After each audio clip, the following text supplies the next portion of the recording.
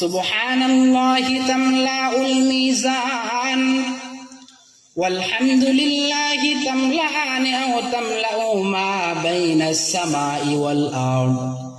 রাসূল বলেন, একজন বান্দা একবার যখন সুবহানাল্লাহ পড়ে, একবার যখন আলহামদুলিল্লাহ পড়ে, বান্দার একবার আল্লাহর প্রশংসা তেলাওয়াত করার কারণে আসমান এবং জমিনের সমস্ত রহমতের দুয়ারগুলো খুলে যায়। সুবহানাল্লাহ পড়বেন না?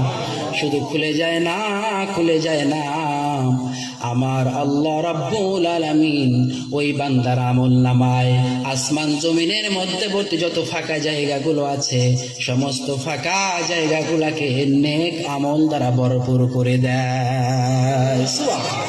এজন্য ব্যাক টু ইউর লর্ড, তুমি তোমার রবের দিকে ফিরো, তুমি তোমার প্রভুর দিকে ফিরো।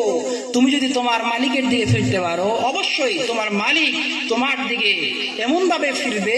মুফাসসিরিনে কিরাম লেখেন, বদরুদ্দিন আইনি রাহিমাহুল্লাহ লেখেন, ইস্তাগফিরু, আল্লাহ সুবহানাহু ওয়া তাআলা তোমাকে ক্ষমা করবে। শুধু ক্ষমা করবে না, বিরহমাতিহি ওয়াল মাগফিরা, আল্লাহর দয়া, আল্লাহর রহমত, আল্লাহর ভালোবাসা তোমার উপরে আল্লাহ ছেড়ে দিবেন। সুবহানাল্লাহ বলবেন না? আমরা সূচনা